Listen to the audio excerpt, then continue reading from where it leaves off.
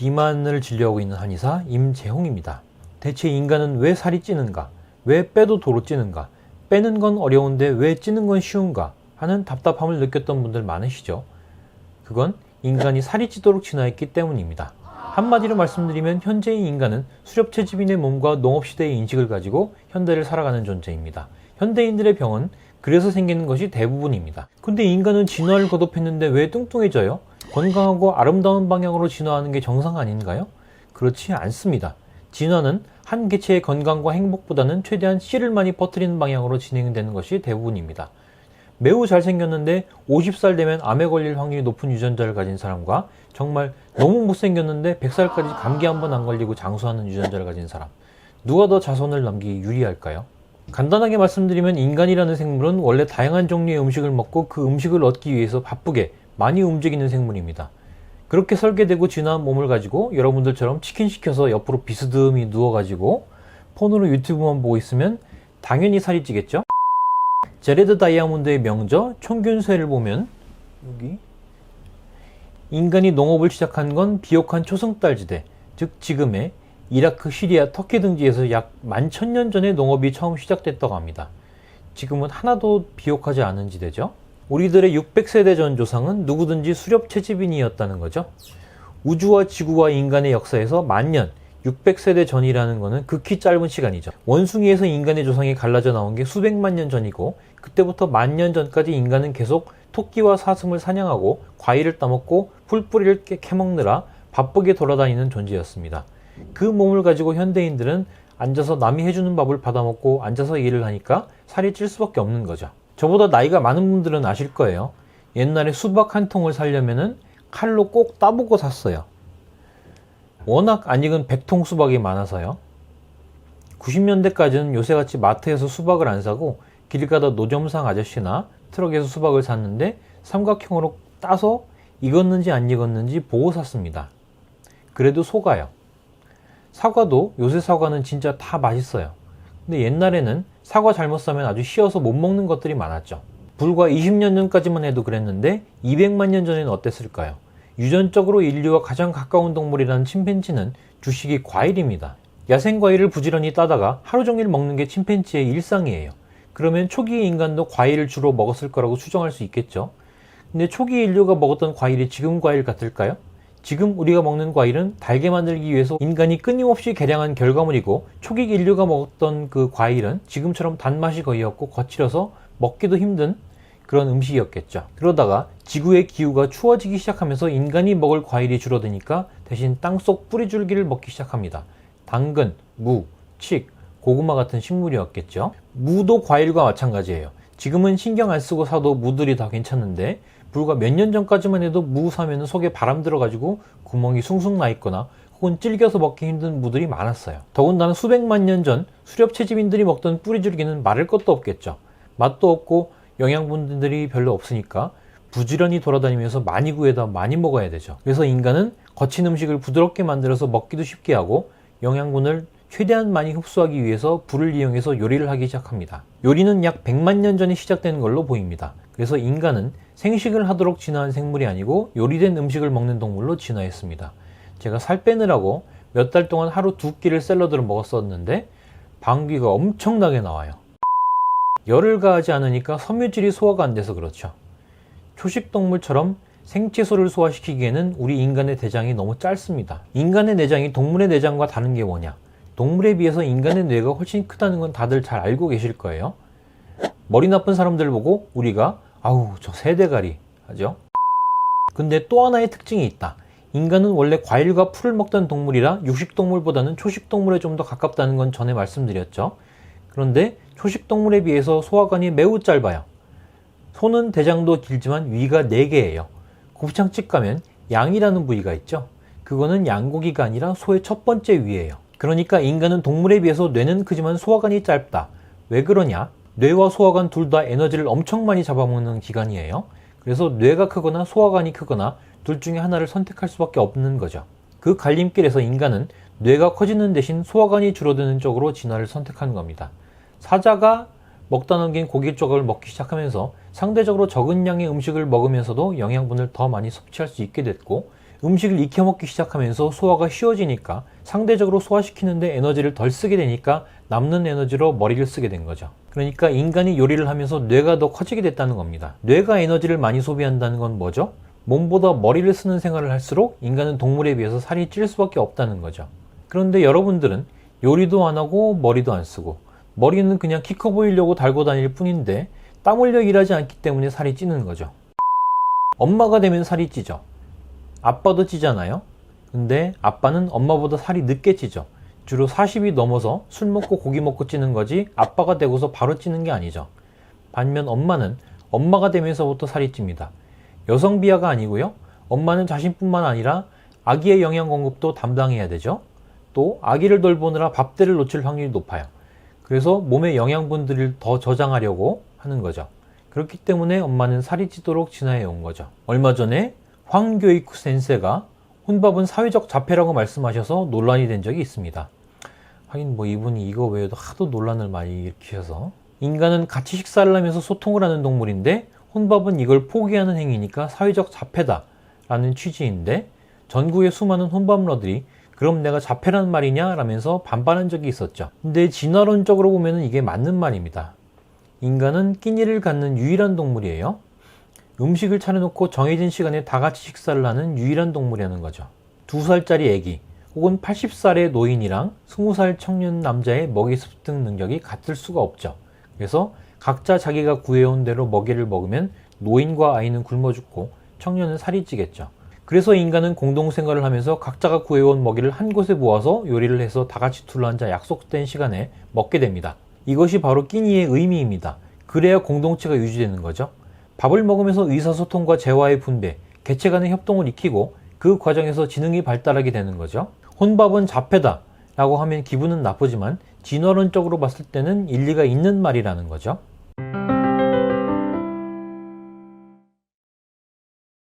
비만을 진료하고 있는 한의사 임재홍이라고 합니다. 성서 창세기를 보면은 아담과 이브가 뱀의 꼬임에 빠져서 사과를 따먹은 죄로 에덴 동산에서 쫓겨나서 힘들게 노동을 해서 삶을 이어가게 되었다 라는 얘기가 나오죠.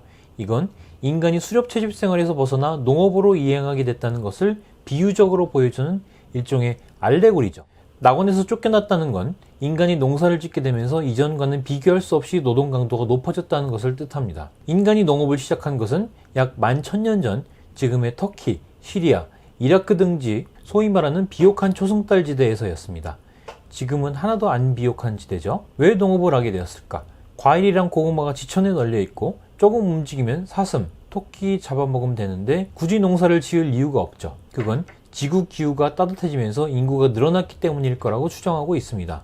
더 이상 하늘에서 떨어지는 것만 받아먹는 수렵채집 생활로는 가족들을 먹여 살리지 못하게 된 거죠. 어떻게 농사를 지을 생각을 하게 됐을까요? 길 가다 주운 참외를 집에 가져와서 먹고 똥을 싸요. 똥 싸는 데서 참외씨가 싹 터서 참외가 열리겠죠? 아니면 길 가다 주운 콩깍지를 주워 먹다가 콩깍지가 터지면서 콩 몇 알이 저쪽으로 튀었는데 거기서 콩이 자라기 시작합니다. 길 가다 수박을 주워서 안에 살을 파먹고 씨는 뱉어버렸는데 씨를 뱉은 데서 수박 넝쿨이 자라기 시작합니다. 처음에는 집 근처 똥칸 같은 데서 자라기 시작한 과일을 따먹기 시작했는데 날씨도 따뜻하고 하니까 애기를 많이 낳게 돼서 똥칸에서 자라는 과일만 갖고는 식량이 부족해지게 되죠. 그럼 우리가 직접 씨를 뿌려볼까? 어떤 씨를 뿌리는 게 좋을까? 과일은 맛있고 좋긴 한데 쓸데없이 가지랑 잎이 너무 많아요. 그리고 한 번 심어서 수확하기까지는 10년, 20년이 걸립니다. 그래서 탈락. 고구마나 감자, 당근은 어떻죠? 이건 땅 속에서 자라죠?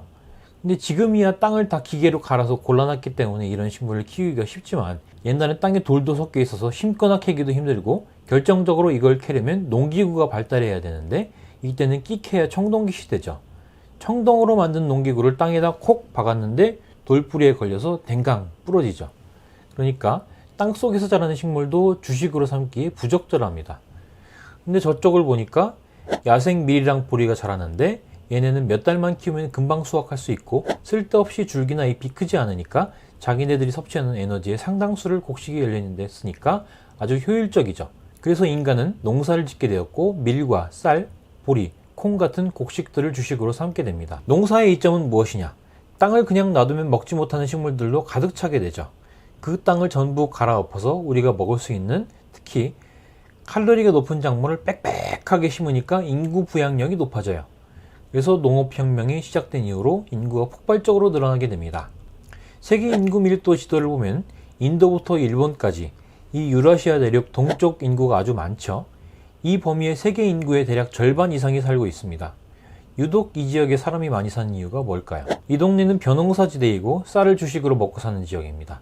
쌀은 2모작, 3모작이 가능하기 때문에 쌀의 인구 부양력이 밀의 인구 부양력보다 높아서 이 지역 인구가 많은 거죠. 그래서 농업혁명이 시작된 지 11,000년이 지났는데도 인간은 칼로리의 90%를 쌀, 밀, 보리, 옥수수, 수수, 감자에 의존하고 있습니다. 맥도날드에 가서 베이컨 토마토 디럭스 세트를 시킨다고 가정해보죠.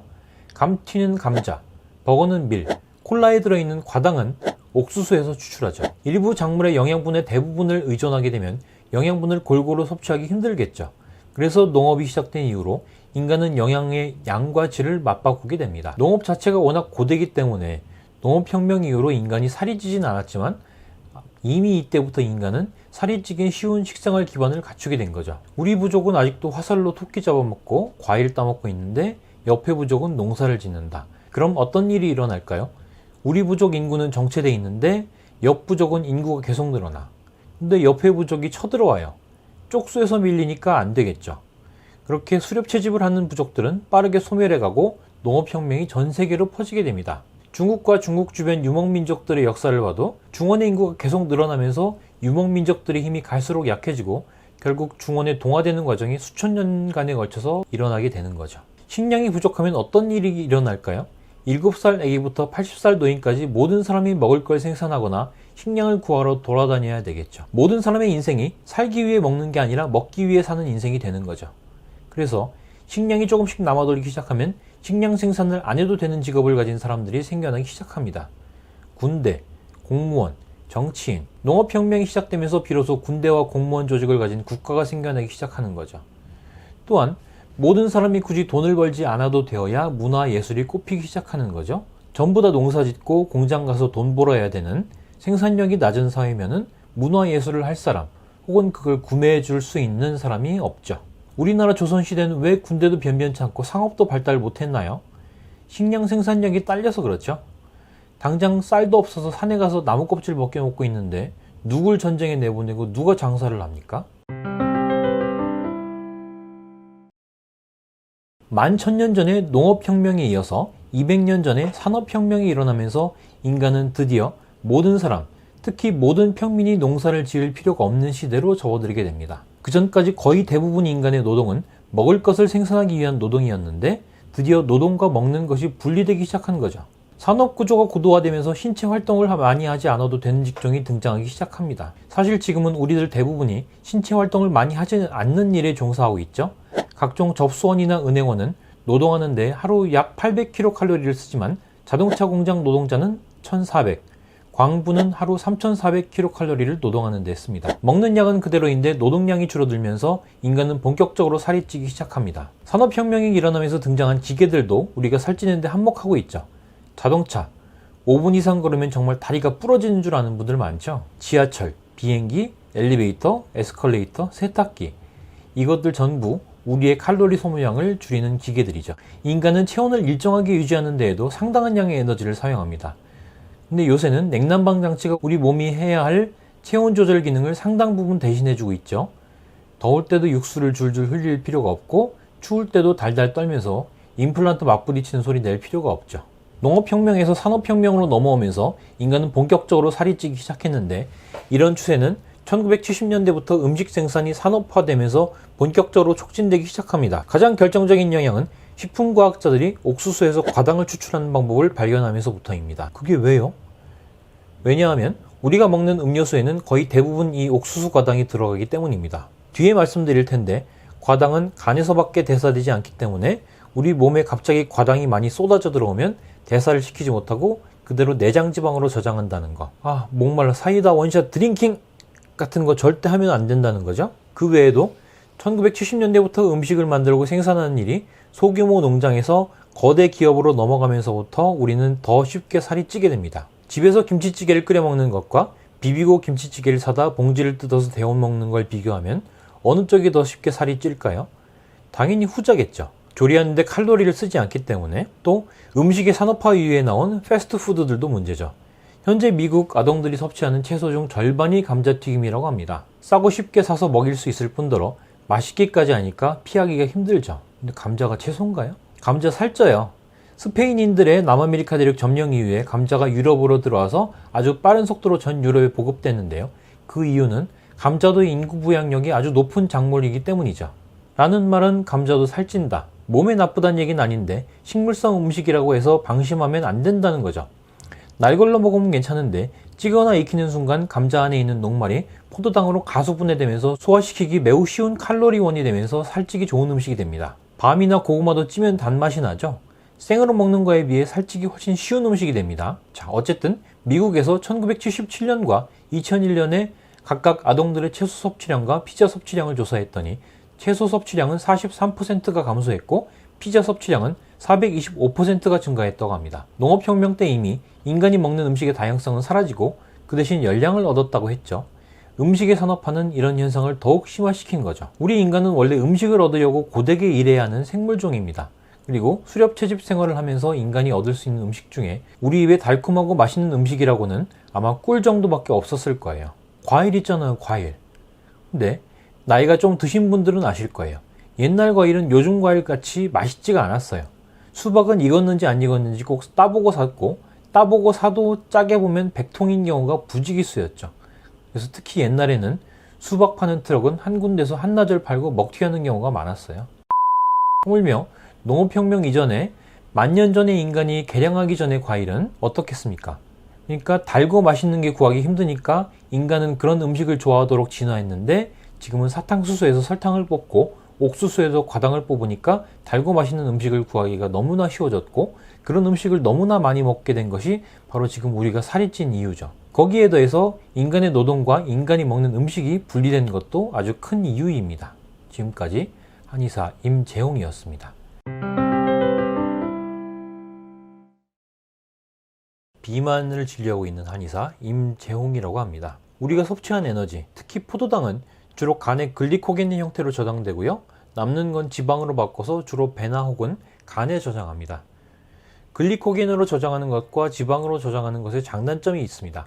글리코겐은 간에서 바로 꺼내 쓸 수 있으니까 편하고 지방은 칼로리가 높으니까 더 많은 에너지를 저장할 수가 있습니다. 근데 보기가 흉해. 어쨌든 우리 몸은 글리코겐을 우선 꺼내 쓰고 글리코겐이 동나면 그때부터 지방을 꺼내 씁니다. 그래서 간헐적 단식을 할 때 밤에 10 몇 시간 이상 배를 비워놔라 라고 하는 이유가 그래야 우리 몸에 지방이 타기 시작하기 때문이죠. 만약에 마카롱 한 다스 12개를 그 자리에서 다 먹는다. 그럼 포도당이 우리 몸에 갑자기 쏟아져 들어오겠죠. 이렇게 포도당이 갑자기 쏟아져 들어오면 글리코겐으로 다 저장을 못하고요. 남는 포도당은 지방으로 저장하게 됩니다. 죄책감 없이 아이스크림 한 통을 다 먹으면 당연히 배가 나오는 겁니다. 그 다음에 포도당과 과당, 우리가 밀가루, 고구마, 감자 같은 걸 먹으면 우리 몸에서 분해돼서 포도당이 되고요. 과일을 먹으면 과당이 우리 몸에 들어옵니다. 둘의 차이는 대사 과정인데요. 포도당은 우리 몸의 여러 부위, 간이라든지 소화기관이라든지 세포 속이라든지 기타 여러 부위에서 대사될 수가 있는데 과당은 간에서밖에 대사되지 않는다. 그래서 앉은 자리에서 수박 한 통을 다 먹는다. 그러면 우리 간도 한계가 있으니까 대사를 다 못 시키고 중성지방으로 바꿔서 피 속으로 방출시킨다. 피 검사하면 중성지방 수치 나오죠? 과일을 많이 먹어도 중성지방 수치가 올라갈 수 있습니다. 공부하거나 정신노동을 하면 단계 땡기죠? 우리 뇌는 에너지원으로 포도당밖에 쓰지 못합니다. 자동차로 치면 고급 휘발유 아니면 안 먹는 차죠. 까탈스럽죠? 뇌세포가 죽는 걸 방지하기 위해서 우리 피 속에는 일정 농도의 포도당이 있어야 한다. 포도당 농도를 조절해 주는 게 우리 당뇨 있는 할머니들이 주사기로 배에다 놓는 인슐린이라는 호르몬이죠. 인슐린은 피 속 포도당을 세포 쪽으로 밀어넣는 역할을 합니다. 뇌와 췌장은 피 속 포도당 농도를 주시하면서 인슐린 분비량을 조절합니다. 혈당 수치가 올라가면 인슐린이 분비되어 포도당을 지방으로 바꿔서 저장합니다. 살찌겠죠? 먹는 음식의 양뿐 아니라 음식의 형태도 중요한데 과일 대신 과일 주스를 마시면 소화과정 없이 바로 당이 흡수되니까 혈당이 훨씬 더 빨리 올라가고 곧바로 인슐린이 분비됩니다. 인슐린 수치가 확 올라가면 혈당이 쫙 떨어지면서 다시 배가 확 고파지죠. 단 걸 먹어도 배가 안 차고 단 게 또 땡기는 이유가 바로 이거죠. 고기 먹은 다음에 입가심 한다고 아이스크림이나 마카롱 먹고 맛있게 먹으면 0칼로리. 이 X라는 게 진짜 미친 소리예요. 아니 무슨 날씬하지도 않은 사람이 그런 소리를 내.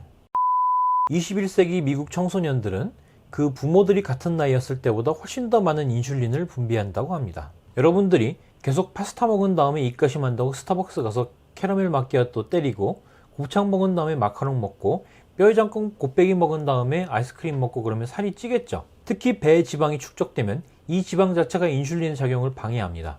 그러니까 먹어서 혈당이 올라가고 인슐린이 분비돼도 혈당이 조절이 안 되는 거죠. 그게 당뇨병입니다. 근데 살이 찌면 혈당 수치만 조절이 안 되는 게 아니라 콜레스테롤 수치랑 혈압도 같이 올라갑니다. 주위에 보면 혈압약, 당뇨약, 콜레스테롤약 다 드시는 할머니들 많죠. 이 세트를 대사증후군이라고 합니다. 뱃살, 즉 내장 지방이 증가함으로써 우리 몸의 세포들이 인슐린 말을 안 듣는 인슐린 저항성이 생기고 그로 인해서 혈압, 혈당, 콜레스테롤 수치가 올라가는 일련의 현상들을 대사증후군이라고 하는 거죠. 그러니까 젊어서 여러분들처럼 몸에 대한 아무 죄책감 없이 운동 하나도 안 하고 막 먹어대고선 맛있게 먹으면 0칼로리 하면서 자기 합리화를 하면 늙어서 혈압, 당뇨, 고지혈증 콤보 세트에 대사증후군이 온다는 말씀이죠. 지금 혈압약 먹는 뚱뚱한 할머니들이 어려서부터 혈압약 손에 쥐고 태어났을까요? 싸움 회피 반응이라는 게 있습니다. 영어로는 Fight or Flight Response. 라임이 찰지죠? 그러니까 여러분들이 지리산 등산을 갔는데 물론 집에서 누워서 유튜브만 보는 분들이 지리산 같은 데를 갈 리가 없겠지만 지리산을 갔는데 여러분 키보다 좀 작은 키 120cm짜리 반달곰을 만났다. 싸울까 도망갈까? 심장이 두근거리고 식은땀이 줄줄 나고 얼굴로 열이 오르고 다리가 후들거리겠죠. 이건 다 우리가 스트레스를 받았을 때 분비되는 호르몬인 코티솔 때문에 나타나는 현상입니다. 근데 자기보다 키 좀 작다고 곰이랑 싸울 생각하는 사람도 있을래나? 자연 상태에서 천적을 만났다. 그럼 공포감을 느끼고 싸울지 도망갈지를 결정하고 행동에 옮겨야겠죠. 이걸 도와주는 호르몬이 코티솔입니다. 대체로 인슐린과는 반대의 기능을 하죠. 순간적으로 에너지를 내기 위해서 심장을 빨리 뛰게 하고 영양분을 분해해서 피 속으로 방출해주는 역할을 합니다. 싸우든지 도망가든지 에너지가 필요하겠죠? 근데 두 가지 문제가 있습니다.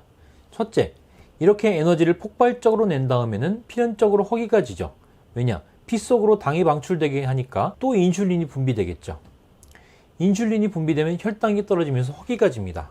과장님한테 된통 혼나고 나면 단계 땡기죠? 그래서 그래요. 또 하나의 문제.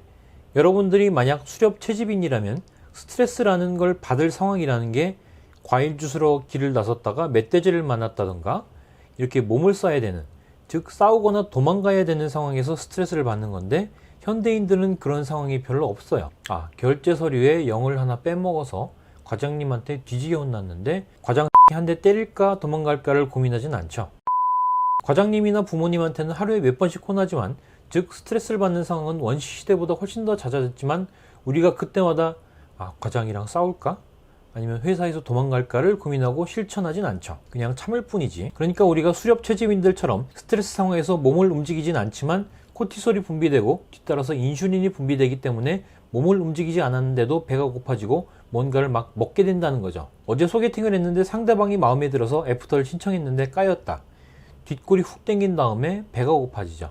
당장 냉장고에 있는 재료들 다 끄집어내서 비벼 먹습니다. 코티솔 수치 상승으로 인해서 배가 고파질 때 특히 더 땡기는 음식 종류가 있어요. 특히 달고 짠 음식이 더 땡깁니다. 단짠 미친 짓이죠. 당뇨와 고혈압 콤보를 동시에 부르는. 또 하나의 문제는 뭐냐? 코티솔이 만성적이고 반복적으로 분비되면 코티솔은 우리 몸의 글리코겐과 근육을 분해해서 에너지를 쓰게 하니까 근육이 없어집니다. 남편이 30년 동안 바람펴서 화병 걸린 아줌마를 생각해보죠. 빡치니까 맨날 양푼에다가 막 다 퍼놓고 비벼 먹어. 그럼 기본적으로 배가 나오는 건 당연한데 문제는 코티솔이 근육을 분해하니까 근육도 없어져요. 젊은 분들은 길거리 돌아다니다 보면 팔다리 얇고 배만 볼록 나온 아줌마들 많이 보죠. 그분들은 그렇게 타고난 게 아니고 살면서 스트레스 받으니까 점점 그렇게 변하는 거예요. 그 모습이 바로 운동이라고는 유튜브 보면서 홈트 10분 하다 힘들어서 끄고 먹방 보면서 닭 시켜 먹는 여러분들 미래의 모습이다. 홈트 할 거라고 말하고 다니는 분들은 기본적으로 운동을 할 생각이 없는 분들이에요. 그렇게 살이 쪘으니까 아, 빼야 되겠네. 다음 달 친구 결혼식인데 빨리 살 좀 빼야 되겠다 하면서 대부분의 경우 운동은 죽어도 안 하고 무작정 굶는 것부터 먼저 하죠. 굶어서 빼면 당연히 지방이 아니라 근육부터 빠집니다. 그래서 더욱 거미인간 체형이 되죠. 또 하나의 문제는 뭐냐? 굶어도 빡치니까 코티솔이 분비됩니다. 코티솔이 분비되면 뭐다?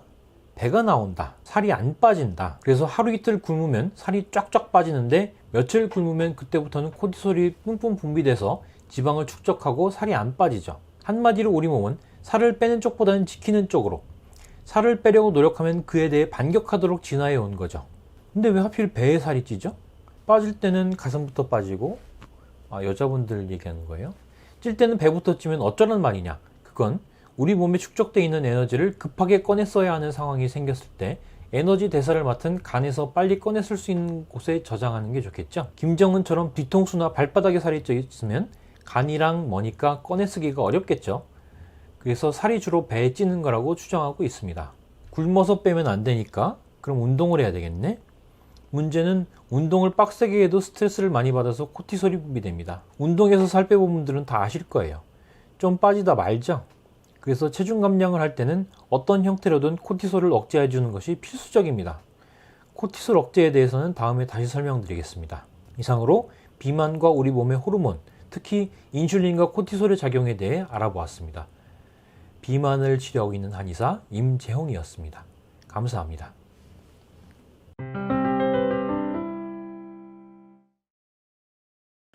안녕하세요. 다이어트 한의사 임재홍입니다. 자, 여태까지 머리 아프고 뜬구름 잡는 얘기 했으니까 이제부터 실용적인 얘기입니다. 어떻게 살을 빼야 할까? 혹은 왜 살을 빼야 할까? 이거 보시는 젊은 분들은 길 가다 흔하게 마주치는 뚱뚱한 할머니, 배 나온 아저씨, 그분들은 다 태어날 때부터 그렇게 뚱뚱한 채로 태어난 것 같죠? 그분들도 젊었을 때는 여러분들처럼 날씬했지만 바로 여러분들처럼 밤에 치킨 먹고 자고 아이스크림 퍼먹고 자고 그걸 반복하다 보면 인슐린 뿜뿜 분비되면서 배가 서서히 나오죠. 거기다 나이 50살이 됐는데 알토랑 같이 모아놓은 돈을 사기꾼한테 홀랑 사기당했어. 스트레스 받아서 스트레스 호르몬인 코티솔이 뿜뿜 분비되니까 얼굴이 불그락 푸르락해지고 뒷골이 땡기고 근육이 분해돼서 없어지고 단 것이 먹고 싶어서 아이스크림을 막 퍼먹어요. 그럼 바로 여러분들이 길 가다 본 화병 할매들처럼 얼굴은 달덩이가 되고 팔다리는 가늘어지죠. 그게 먹을 것을 절제하지 않고 운동하기 싫어하는 대부분의 인간이 도달하는 지점입니다. 체형만 그렇게 된다면 모르겠는데 몸이 이렇게 되면 남은 삶이 괴로워집니다. 혈압이 올라가면 뇌출혈이 일어날 수도 있고 당뇨가 생기면 몸 여러 군데가 아파지죠. TV 보면 날씬하지도 않은 사람이 허리 들려가 이만한 사람이 눈도 깜빡 안 하고 너무 태연하게 이런 말을 하죠. 맛있게 먹으면 0칼로리. 도대체 어쩌려고 그런 소리를 하는지 모르겠어. 날씬한 사람이 그런 소리 하면 모르겠는데 날씬하들 않은 게 심지어 설득력도 없어. 문제는 뭐냐? 시대가 먹방의 시대가 되니까 앞에서 설명했듯이 진화론적으로 이 몸에 맞지 않는 음식을 막 퍼먹는 거에 대해서 사람들이 아무 죄책감이 없어요. 물론 배고프고 힘드니까 참기 어려우니까 맛있는 거 좀 먹을 수는 있는데 그걸 떠나서 이제 아주 대놓고 안 좋은 거 퍼먹으면서 아무 죄책감도 없어요. 당신 몸한테 미안하지도 않냐? 자, 그래서 먹는 걸 줄여야 한다는 대전제에 동의를 했다고 칩시다.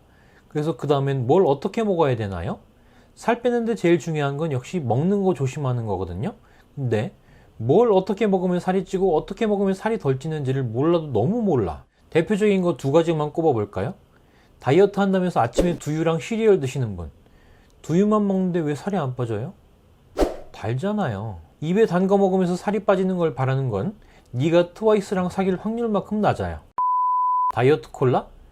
칼로리가 없어도 합성 감미료가 입에 들어가면은 우리 몸에서 포도당인 줄 착각하고 인슐린이 분비됩니다. 그래서 결과적으로 살이 쪄요. 다시 두유 얘기로 돌아가 봅시다. 달죠? 설탕이나 과당이 들어가요. 안 들어가면 그거 못 먹어요. 한 10년 전에 한미약품에서 당 안 들어간 두유 만들었었는데 안 팔려서 단종됐어요. 어쨌든 포도당이나 과당이 들어가기 때문에 먹자마자 인슐린이 쫙 분비되고 그럼 그 당을 우리 몸이 바로 흡수하니까 살이 찝니다. 그럼 뭐 먹나요? 콩국수 만들 때 쓰는 콩물이 있거든요. 설탕 안 들어간 거? 그거 드셔야죠. 아침에 밥 안 먹고 시리얼 드신다는 분. 저는 아침에 밥도 안 먹고 우유에 시리얼 넣어서 먹는데도 살이 쪄요. 살찌고 싶어서 시리얼 드시는 거 아니에요? 밥은 최소한 달진 않잖아요. 딱 입에 들어갔을 때 바로 단맛이 난다는 거는 우리가 그 음식을 소화시킬 필요가 별로 없다는 거예요. 우리 몸의 소화기관도 뇌만큼이나 많은 열량을 소모시킨다고 전에 말씀드렸죠. 소화시킬 필요가 없이 바로 흡수되니까 살이 찌죠. 저는 달지 않은 시리얼 먹는데도 살찌는데요. 그건 시리얼 주성분이 옥수수라 그래요. 여러분들이 먹는 음료수의 단맛을 내는 과당을 옥수수로 만듭니다. 옥수수 살 많이 쪄요. 멕시코 같은 동네는 옥수수가 주식인데 나르코스 같은 드라마 보면 그 동네 사람들 이렇게 목 없고 배 볼록 나왔죠. 이 상태로 플라타 오 플로모. 웨이트 하는 분들 보면 고구마 찐 거 많이 먹죠. 지금도 계신지 모르겠는데 옛날에 경희대 앞에 헬스장이 하나 있었는데 쌍둥이 남자분들 둘이 하는 헬스장이었어요. 똑같이 생기고 몸 좋은 두 분이 맨날 둘러앉아서 밥 요만큼에 닭가슴살, 파프리카, 오이, 고구마만 드시는데 정말 눈물 나더라고요. 헬스장에서 PT 받으면은 트레이너들이 닭가슴살이랑 고구마 찐 거 먹으라 그러죠. 근데 운동을 안 하시는 분도 다이어트를 한다고 닭가슴살이랑 찐 고구마를 먹어요. 닭가슴살은 단백질 덩어리니까 좋아요. 방구가 좀 많이 나오긴 할 테지만, 근데 운동을 안 하는 분이 찐 고구마를 먹으면 살이 찔 가능성이 높습니다. 달잖아요. 생고구마는 달진 않죠. 그러니까 몸에 들어오면 고구마의 녹말을 분해해서 포도당으로 만드는데 우리 몸에 에너지가 소모되지만, 찐 고구마는 고구마의 녹말에 열을 가했으니까 녹말이 가수 분해돼서 포도당이 된 상태로 섭취하니까 소화하는데 에너지가 별로 소모되지 않아요. 그래서 먹고 바로 운동을 하는 데는 좋지만 운동도 안 하고 배 나오고 엉덩이 축축 처진 사람이 찐 고구마를 먹으면 살이 더 찔 가능성이 높은 거죠. 다시 본론으로 돌아와서 선식. 아침에 밥을 하기가 힘드니까 간편하게 선식가루를 물이나 우유에 타서 드시면서 맥모닝이나 빵을 드시는 분들에게 모종의 우월감을 느끼는 분들이 많으실 텐데, 식사 대신 선식 드시는 분들 살 빠지던가요? 안 빠지죠? 왜 안 빠질까요? 설탕 안 들어가면 그거 여러분들 도저히 먹을 수가 없어요. 설탕 빠진 선식은 이건 식사가 아니라 거의 사료 수준입니다. 그럼 설탕 빼고 먹으면 되나요? 그래도 안 돼요. 왜냐하면 곡식을 먹는 것만 해도 살찌기가 쉬운데 이걸 빻아서 가루로 만들어 버렸죠.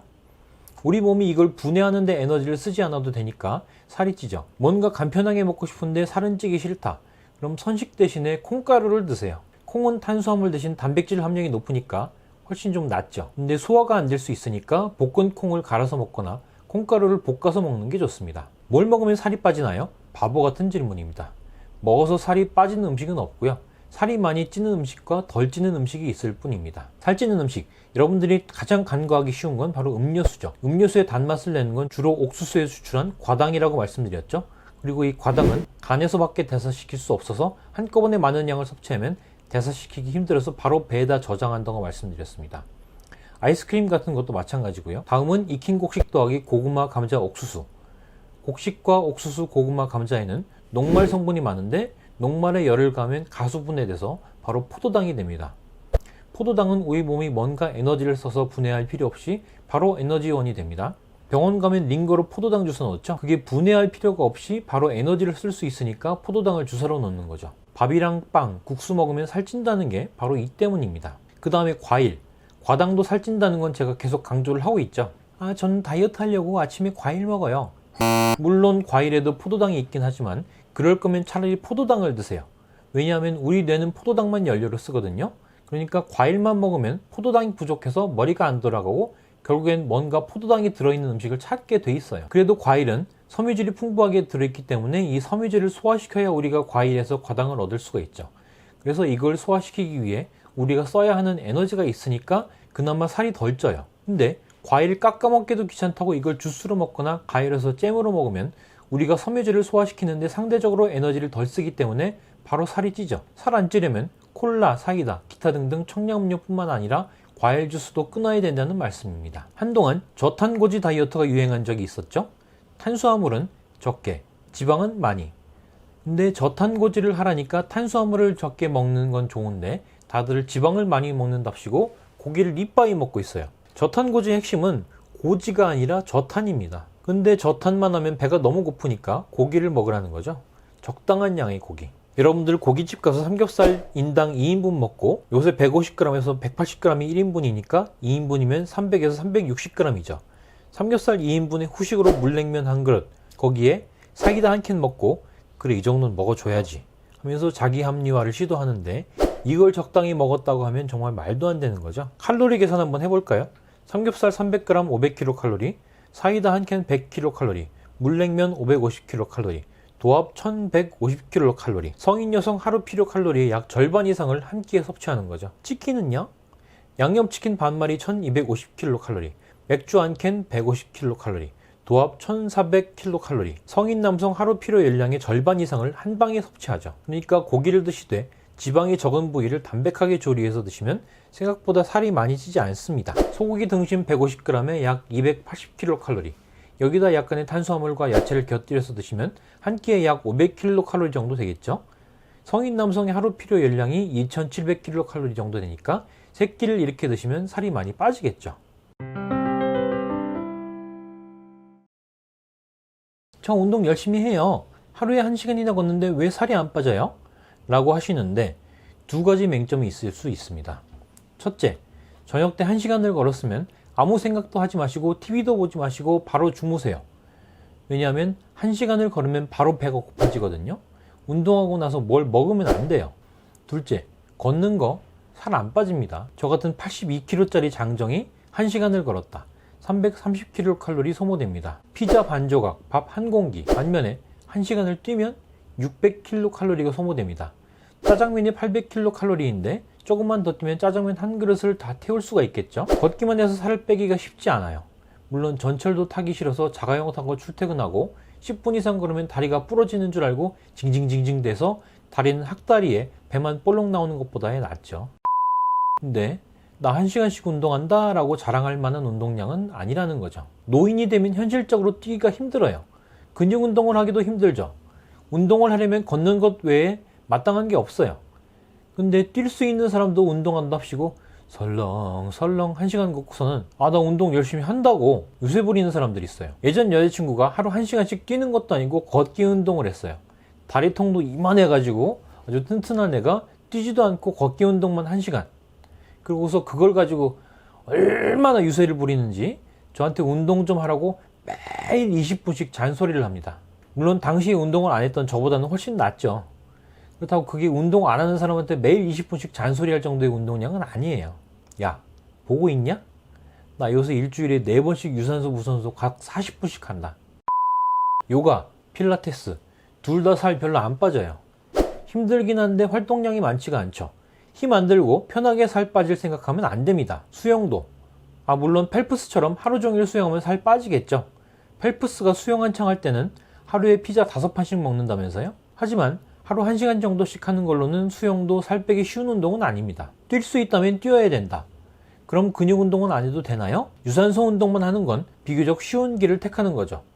한의원에 비만 치료하러 오시는 분들 보면은 체지방량은 많은데 근육량은 바닥인 분들이 되게 많아요.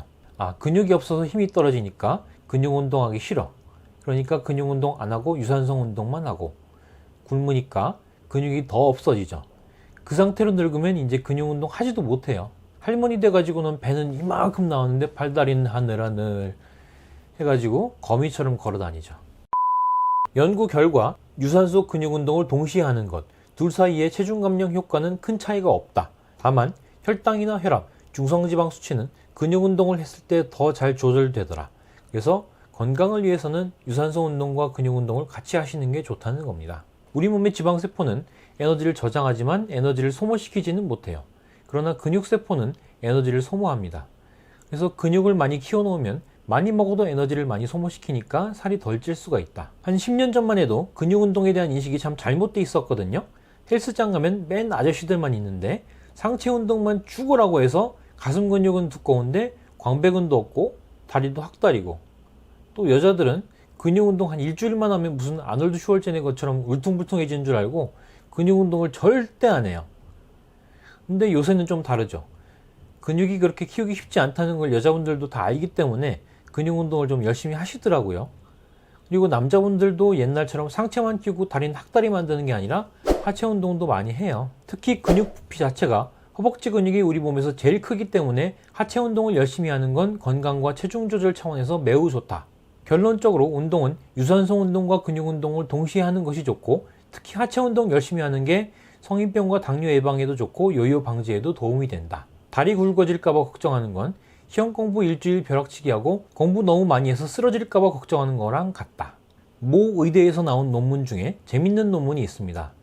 살을 뺀 다음에 5년, 10년 동안 빠진 체중을 잘 유지하는 사람들이 소수 있었는데 이 사람들의 특징이 뭐냐?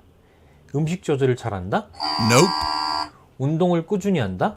Nope. 이런 요인들도 중요하지만 가장 중요한 요인은 비만약을 적절하게 복용하고 있더라는 겁니다. 그 외에도 체중 감량 후 유지의 중요한 요인은 TV 시청 및 인터넷 사용 시간, 금주, 적절한 식이요법과 운동 등이 중요하다고 합니다. 당연한 소리 하지 말라고요? 근데 그 당연한 걸 왜 안 하고 이상한 방법만 찾습니까?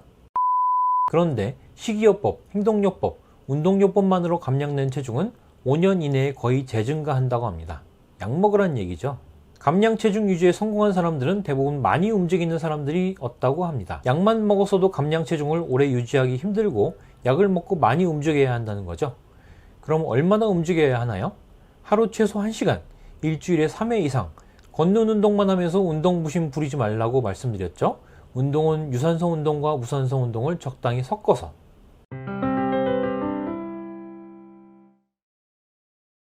감량 체중을 잘 유지하는 비결은 바로 비만약을 적당히 복용하는 것이다. 기운 빠지죠? 아, 결국 인양반도 약 팔려고 지금까지 얘기했구나 가 아니고 비만 치료에 쓰는 한약에 대해서 말씀드리려고 해요. 대부분의 다이어트 한약에는 마황이라는 약재가 들어있거든요.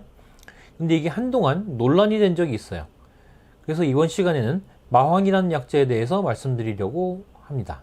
마황의 주성분은 에페드린이라는 알칼로이드입니다. 우리가 다이어트 한약에서 얻는 대부분의 감량 효과 역시 마황의 에페드린이라는 성분에서 나옵니다. 일부 한의원에서 우리는 마황 없이 다이어트를 합니다 하는 한의원이 있는데 효과에 대해서 큰 기대는 하지 마세요. 에페드린은 교감신경 흥분제입니다. 우리 생물 시간에 교감신경과 부교감신경에 대해서 배웠죠? 근데 이거 시험 때마다 헷갈리죠? 교감신경은 신경이 예민해서 항상 빡쳐 있는 교감 선생님이에요.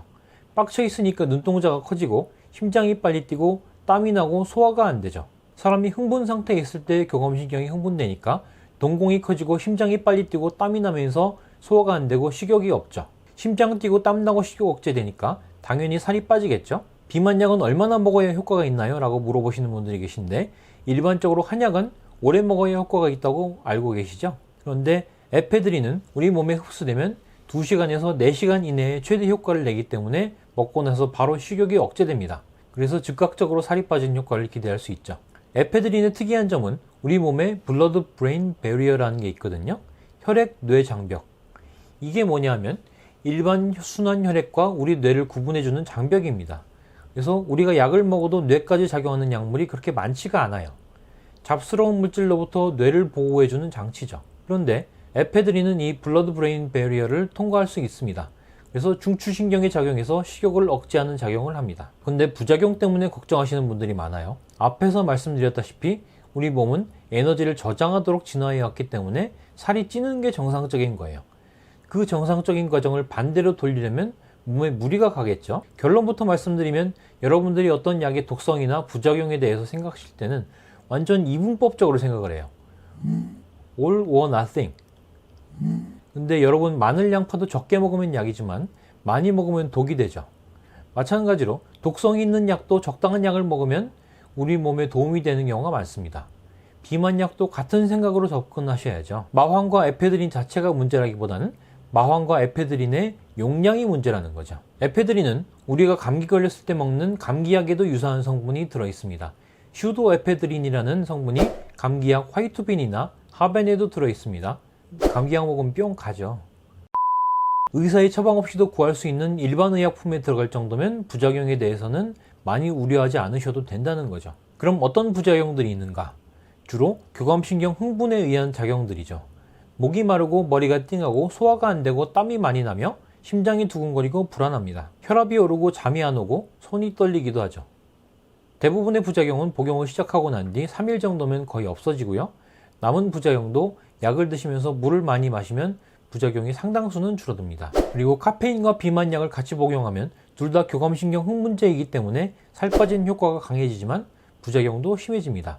마황의 금기, 임산부와 수유부, 에페드린 성분이 태아에게 특별히 해롭진 않지만 태반을 통과하는 성분이기 때문에 조심하시는 게 좋습니다. 그리고 수유부가 섭취한 에페드린 성분의 1% 정도는 모유로 나와서 아이에게 전달되기 때문에 섭취량에 주의하시는 것이 좋습니다. 수유부의 경우 아예 안 드시는 것보다는 양을 조절하시는 것이 좋다. 미국 식품의약품안전청 FDA에서 정한 마와인 금기증은 임신 수유 중 심장질환, 갑상선 질환, 고혈압, 녹내장, 배뇨곤란, 전립선 질환, 간질, 정신병이 있을 때 마왕을 섭취하지 말라고 하고 있습니다. 2003년 미국 FDA에서는 마왕과 에페드린에 대한 475페이지에 달하는 방대한 보고서를 발표했는데요. 이 보고서의 결론은 마왕 복용 후 이상 반응의 발병률이 낮아 인과관계를 명확히 결론짓기 어렵다 라고 결론을 내렸습니다. 결론을 내리기 어렵다고 결론을 내렸어요. FDA의 이 보고서 결론에서 알 수 있는 내용 1. 한약은 안에 뭐가 들어있는지도 모르고 아무 연구도 안 된 엉터리 약이다라는 명제는 거짓말이다. 2. 마왕을 복용한 뒤 심각한 부작용이 발생할 확률은 높지 않다. 어쨌든 마왕 투여 케이스 16,000건 중 마왕과 관련이 있는 것으로 추정되는 부작용 중에는 800분의 1 정도였다는 것이 이 보고서의 결론입니다. 그래서 이 FDA의 보고서는 결론 내리길 식품에서의 다이어트 목적의 마왕 사용은 금지시켰고, 아울러 의약품의 경우 하루 에페드린 150mg까지는 복용을 허용했습니다. 한국의 식약처, 즉 KFDA에서도 미국 FDA 자료를 인용해 1일 최대 에페드린 복용량을 150mg으로 규정했습니다. 평균적으로 마왕 1g당 유효 성분인 에페드린이 10mg 정도 추출되니까 하루에 마왕 15g 정도 섭취하는 건 몸에 무리가 없다는 말씀입니다. 어쨌든 이 약 자체가 무조건 위험한 게 아니라 복용량을 지키면 안전하게 섭취할 수가 있다는 말이죠. 지금까지 한방에 살 빼는 약, 마황의 효능과 부작용에 대해 자세히 알아봤습니다. 지금까지 비만 치료하는 한의사 임재홍이었습니다. 감사합니다.